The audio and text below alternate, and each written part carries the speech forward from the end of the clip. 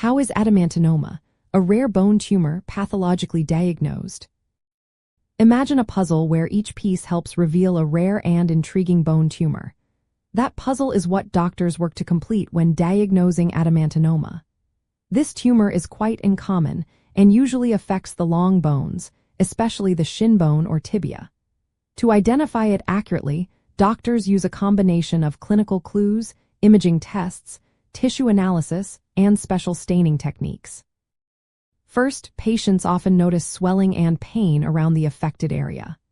On X-ray images, adamantinoma typically shows up as an intracortical lesion, meaning it develops within the outer layer of the bone.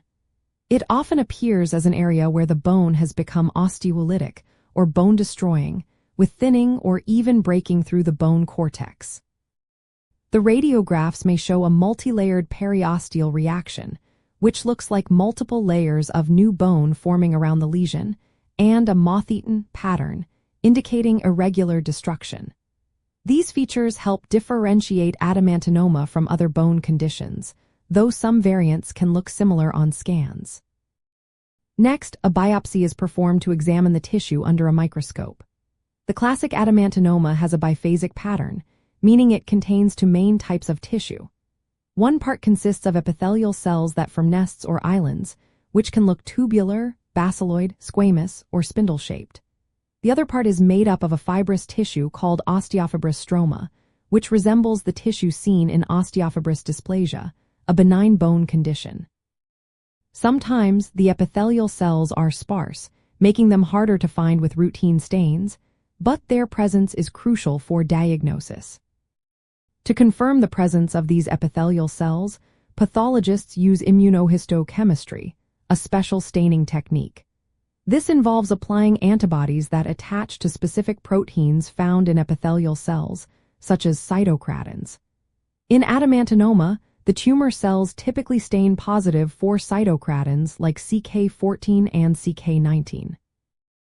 These markers highlight the epithelial nests and help distinguish adamantinoma from other bone tumors that may have similar features but lack epithelial markers. Distinguishing adamantinoma from benign conditions like osteofibrous dysplasia is essential because the treatment approaches differ. The key difference is the presence of epithelial cells, confirmed through immunohistochemistry. Other tumors with epithelial features, such as synovial sarcoma or chordoma, have different staining patterns and clinical presentations, so accurate diagnosis relies on combining all these findings. In summary, diagnosing adamantinoma involves a careful process that combines clinical examination, imaging studies, microscopic tissue analysis, and special staining techniques. This comprehensive approach ensures an accurate diagnosis, which is vital because the tumor can be locally aggressive and has a potential to recur if not properly treated.